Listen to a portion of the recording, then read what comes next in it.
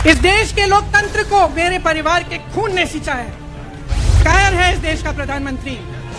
लगा दो केस मुझ पर, लगा दो केस मुझ पर, जेल ले जाओ मुझे भी, लेकिन सच्चाई ये है कि इस देश का प्रधानमंत्री कायर है, अपनी सत्ता के पीछे छुपा हुआ है, अहंकारी है। और जो अहंकारी होते हैं, तानाशाह होते हैं, क्या करते हैं? जब सवालों का जवाब नहीं दे पाते तो पूरी सत्ता को लेकर जनता को दबाने की कोशिश करते हैं। जो सवाल उठाता है उसको दबाने की कोशिश करते हैं। आज वो दिन है जब से सारा कुछ बदलने लगेगा।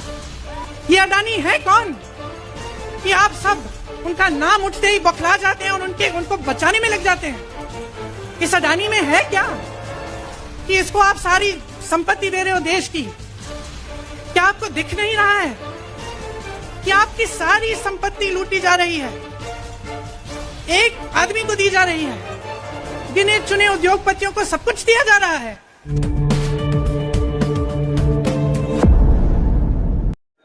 नमस्कार, हम इस वक्त दिल्ली के राजघाट पे मौजूद हैं और कांग्रेस पार्टी ने आज एक बहुत बड़े सत्याग्रह का आह्वान किया था। और इस वक्त जब हम खड़े हुए हैं, पीछे हमारे प्रियंका गांधी का भाषण चल रहा है। आप पहले ये भाषण सुन लीजिए, उसके बाद हम इस पूरे भाषण के बारे में एक एक करके चर्चा करेंगे। इस जगह से कुछ 400-500 गज दूर यहाँ पर मेरे शहीद पिता के अंतिम संस्कार मेरे भाई ने किए। उस शहीद पिता का अपमान भरी संसद में किया जाता है। उस शहीद के बेटे को आप देशद्रोही कहते हैं, आप मीर जाफर कहते हैं, उसकी आप मां का अपमान करते हैं। आपके मंत्री मेरी मां का अपमान भरी संसद में करते हैं। आपके एक मुख्यमंत्री कहते हैं कि राहुल गांधी को पता भी नहीं है कि उनका पिता कौन है। आपके प्रधानमंत्री भरी संसद में खड़े होकर कहते हैं कि ये परिवार नेहरू नाम को इस्तेमाल क्यों नहीं करता। पूरे परिवार का अपमान करते हैं। कश्मीरी पंडित समाज के रिवाज का अपमान करते हैं, जिसके तहत एक बेटा अपने बाप के मरने पर पगड़ी पहनता है, परिवार की परंपरा को आगे बढ़ाता है। लेकिन आप पर कोई मुकदमा नहीं होता, आपको 2 साल की कोई सजा नहीं मिलती, आपको जेल की सजा नहीं मिलती, आपको संसद से कोई बाहर नहीं निकालता, आपको मना नहीं करता कि 8 सालों के लिए आप चुनाव नहीं लड़ सकते। क्यों? मैं पूछना चाहती हूं क्यों। तो मैं पूछना चाहती हूं, एक आदमी का कितना अपमान करोगे, कितना अपमान करोगे? क्या यही है इस देश की परंपरा? आप परिवारवादी कहते हैं, तो भगवान राम कौन थे? भगवान राम को वनवास में भेजा गया, उन्होंने अपने परिवार, अपनी धरती के प्रति अपना धर्म निभाया। क्या भगवान राम परिवारवादी थे? क्या पांडव परिवारवादी थे कि वो अपने परिवार की संस्कारों के लिए लड़े? और हमें क्या शर्म आनी चाहिए कि हमारे परिवार के सदस्य शहीद हुए इस देश के लिए, कि इस झंडे में उनका खून है, इस धरती में उनका खून है। इस देश के लोकतंत्र को मेरे परिवार के खून ने सींचा है।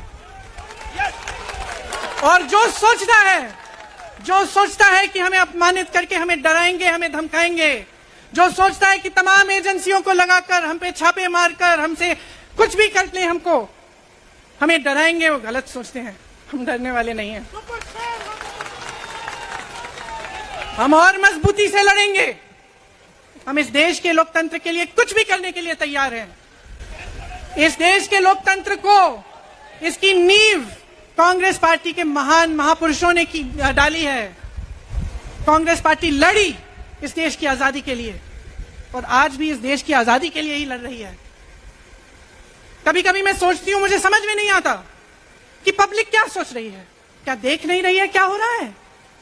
क्या आपको दिख नहीं रहा है कि आपकी सारी संपत्ति लूटी जा रही है, एक आदमी को दी जा रही है?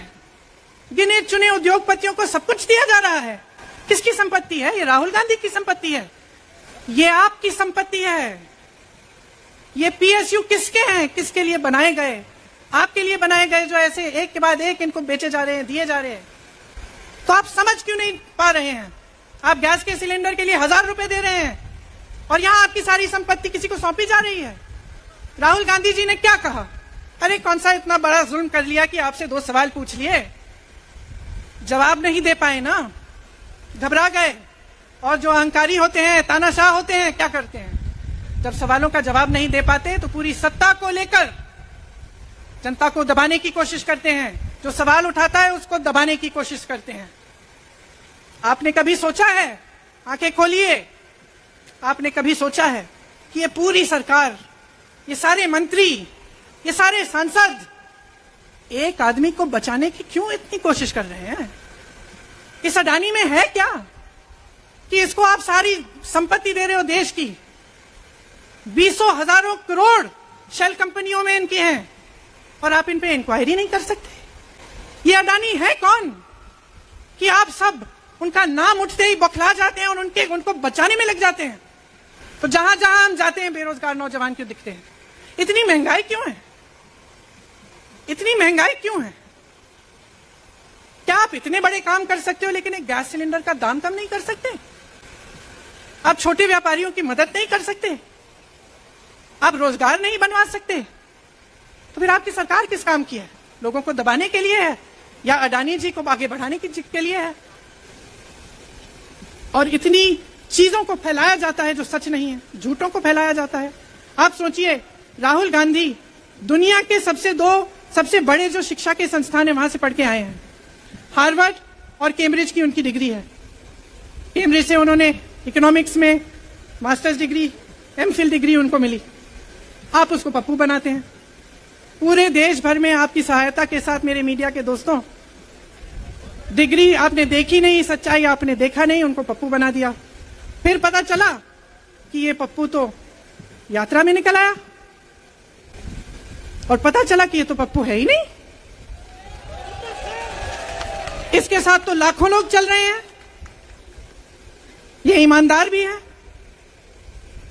ये सब बातों को समझता भी है, ये जनता के बीच जा रहा है, जनता की समस्याओं को सुन रहा है, तो जनता इसके साथ चली जा रही है। घबरा गए कि राहुल गांधी ने संसद में वो सवाल उठाए जिनका उनके पास जवाब नहीं है। क्या किया सुन लीजिए। एक तरफ से हंसी भी आती है कि एक आदमी को रोकने के लिए इतना सारा करना पड़ा। जिस आदमी ने राहुल जी के खिलाफ सूरत में कंप्लेंट लगाई, आपको मालूम है कि पिछले साल उसने खुद कचहरी में जाके बोला इस पे आप स्टे लगा दीजिए। 1 साल के लिए अपने ही केस पे स्टे लगवाया। फिर वापस कब गए केस खुलवाने के लिए? राहुल गांधी के संसद में अडानी पे के भाषण देने के 1 हफ्ते बाद, 1 हफ्ते बाद वो आदमी वापस जाता है, कहता है केस खोल दी, सुन लीजिए, अब हम तैयार हैं। 1 महीने के अंदर अंदर जज कह देते हैं कि राहुल गांधी को 2 साल की सजा मिलेगी। आपने देखा इस देश में कितने केस हैं कि जेल में 10 साल के लिए पड़े रहते हैं, उनकी सुनवाई नहीं होती। ये तो सुनवाई भी फट से हो गई, जजमेंट भी फट से हो गई, सजा भी फट से हो गई। और आपने कह दिया अगले दिन कि 8 सालों के लिए ये चुनाव नहीं लड़ सकते, संसद से बाहर कर देंगे इनको। वाह वाह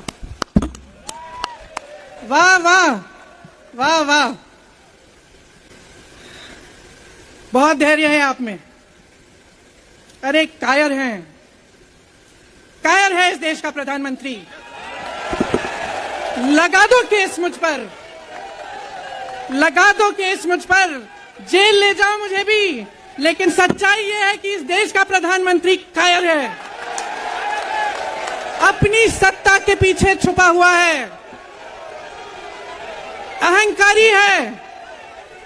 और इस देश की बहुत पुरानी परंपरा है, इस देश की बहुत पुरानी परंपरा है, हिंदू धर्म की पुरानी परंपरा है कि अहंकारी राजा को जनता जवाब देती है।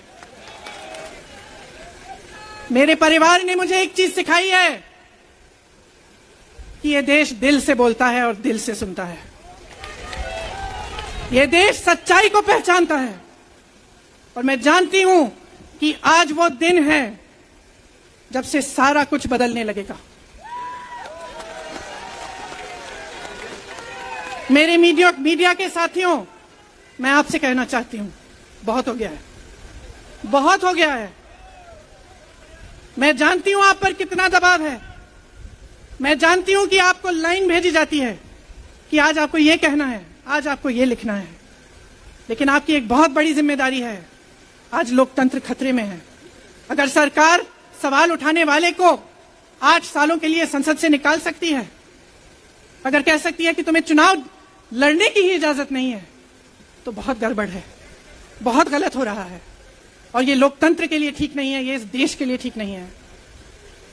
जब आप पत्रकार बने, शुरू में जब आप काम के लिए आए, तो आपके दिल में भी ये होगी बात कि देश के लिए मैं सच्चाई बोलूंगा, मैं सच्चाई बोलूंगी। आज आप बोल नहीं पा रहे हैं, हिम्मत करिए, खड़े हो जाइए आप भी। और जैसे खड़गे जी ने कहा कि तमाम पार्टियों ने आज अपनी आवाज उठाई है, उनका हम सब धन्यवाद देते हैं। और हम सबको एक होना पड़ेगा, इसलिए होना पड़ेगा क्योंकि आज ये देश खतरे में है। आज इस देश की सारी संपत्ति एक आदमी को सौंपी जा रही है और उस आदमी को बचाने के लिए पूरी सरकार खड़ी हो जाती है। बहुत गलत हो रहा है। अगर आज मेरे भाइयों और बहनों आप इसको पहचान नहीं पाएंगे तो इस देश को बहुत खतरे में डाल देंगे। इसीलिए यहां खड़े हुए महात्मा गांधी जी की समाधि के कुछ ही गज दूर खड़े हुए मैं आपको याद दिलाती हूं कि कितनों ने इस देश के लिए अपना खून बहाया है,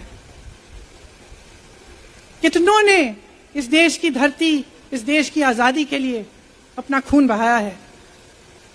ये अफसर हैं यहां तैनात खड़े हैं, इसी तरह से इनके भाई सरहद पे खड़े होते हैं हमारे लिए, आज भी अपना खून बहा रहे हैं। क्या इसके लिए, क्या अडानी जी के लिए, कि अपने देश के किसान के लिए, अपने देश के गरीब के लिए, अपने देश के छोटे व्यापारियों के लिए, महिलाओं के लिए, अपने बच्चों के भविष्य के लिए हम सब अपनी जान देने के लिए तैयार हैं। तो मैं आपसे आग्रह करती हूं, मेरे देशवासियों, आंखें खोल लो, समय आ गया है, डरो मत।